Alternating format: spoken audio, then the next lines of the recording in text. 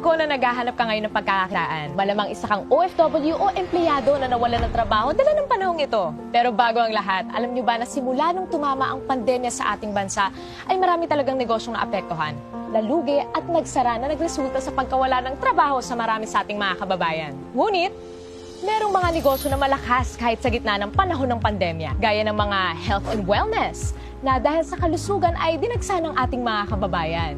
At pagkain din na bumubusog sa ating katawan.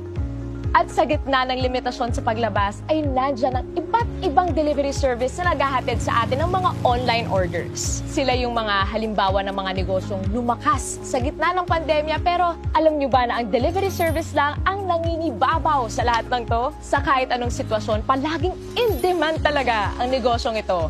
Mapapagkain, gadgets, rubber shoes, damit o mahalagang bagay o dokumento o kahit ano pa yan. O gusto mong matanggap o maipadala ka agad, sa anumang oras o panahon, talagang delivery service ang kailangan. Sa bawat pag-ikot ng mga motor ng delivery service na makikita mo sa iba't ibang lugar ay katumbas din ang pag-ikot ng ekonomiya sa ating bansa. Ang delivery service ang isa sa mga buhay ng ekonomiya. Mula noon hanggang ngayon, pagkakataong kumita dito ay palaki ng palaki dahil sa demand sa serbisyong hatid nito. Alam nyo ba na ang operator ng delivery service ay kumikita ng 20% sa bawat delivery ng driver nito? For example, meron kang sariling delivery service na negosyo. Kung nag-average ang rider mo ng 500 pesos per delivery transaction, aba, may 20% na kita mo doon ay 100 pesos. At kung nakaka-10 delivery ang rider mo sa isang araw, meron kang kita ng 1,000 pesos bilang operator. Ngayon, kung meron ka namang 100 riders, ang kita mo sa isang araw bilang operator ay nasa 100,000 pesos. Ganon kalaki ang kita bilang isang operator. Paano nga ba maging isang operator at magkaroon ng sariling delivery service na negosyo? Hindi biro ang magtayo ng isang delivery service na negosyo. Unang-una, kailangan mo ng malaking kapital na mahigit 30 million para iset up ang opisina at maghanap ng mga empleyado para sa operations nito. Pangalawa, kailangan mo ng isang IT company na gagawa ng software at operating systems nito na nagkakahalaga ng mahigit 50 million para i-set up at i-maintain taon-taon. Pangatlo, kailangan mo kumuha ng iba't ibang permit para sa pag-operate ng negosyong ito. At pang-apat, kailangan mo pang mag-set up ng iba't ibang opisina para sa mga iba't ibang lugar na mag-ooperate at kumuha ng mga permits para dito. Mukhang mahirap maging operator ng isang delivery service na negosyo dahil sa dami ng kailangan, lalo na sa kapital. Pero ngayon, posible na. Worry no more dahil nandito na ang isang delivery service company na pwede kang maging online franchise operator.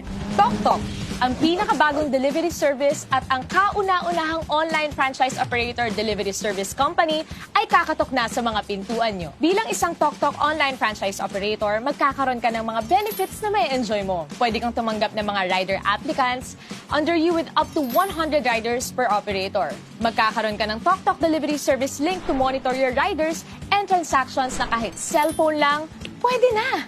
Kumita ng 7% sa lahat ng delivery transactions ng mga riders mo. At pwede ka rin magkaroon ng pagkakataong kumita ng hanggang 30 to 60,000 pesos. Kada buwan yan, take note, at nasa bahay ka lang. At pwede ka na rin maging online franchise operator anywhere in the Philippines na hindi mo na kinakailangan mag-set up ng kanya-kanyang opisina sa iba't ibang lugar. Nasa bahay ka lang, pwede na. Magkano naman ang kapital na kailangan para maging isang TokTok online franchise operator? Unlike sa mga traditional delivery service, dito sa TokTok, ang pangarap mong maging isang delivery service operator ay posible na. Hindi mo kailangan maghanap ng malaking opisina. Hindi mo kailangan maghanap ng mga empleyado. Hindi mo rin kailangan gumastos para sa IT system at software. Basta may cellphone at internet ka, pwede na! And the best part, hindi mo kailangan ng malaking kapital, hindi mo kailangan ng 30 million, 20 million, 5 million, or kahit 500,000 pesos. Pero what if, sa halagang 288,000, pwede ka na mag-operate ng sarili mong TokTok online delivery service? Mas okay, di ba? Huwag ka muna mag-celebrate dahil naintindihan ni TokTok ang pinagdadaanan ng karamihan sa ating mga kababayan sa panahong ito. Kaya from 288,000, ginawa na lang nilang 58,888 ang kapital para maging isang TokTok online franchise operator. Kaya, operate na agad! Dalawa ang paraan para kumita dito bilang TokTok online franchise operator. Una, magkaroon ka ng personal delivery link na pwede mong i-post at i-share. At kapag meron kang kaibigan na nag-book gamit ang iyong personal delivery link ay 3% ang pwede mong kitain. For example, meron kang average na 150 bookings sa isang araw at nag-average ka ng 150 pesos kada isang booking. Pwede kang kumita ng as much as 20,000 pesos per month nang nasa bahay ka lang sa tuwing may gagamit ng iyong personal delivery link. At ikalawa, pwede kang kumita ng 7% bilang isang TokTok online franchise operator mula sa delivery ng iyong mga rider. Pero hindi pa tayo nagtatapos dyan. Kapag decided ka na nasubukan ang negosyong ito, nandito ang TokTok para makatulong sa inyong lahat. For a limited time only, pwede ka nang maging isang TokTok online franchise operator for a special and limited promo price na 16,888! All in na yan! Wow na wow talaga! Tandaan, promo lang to at kung gusto mong simulan ang negosyong ito para sa mga iba na nakaka-excite na impormasyon, kontakin mo lang ang taong nagpakilala sa'yo ng negosyong ito.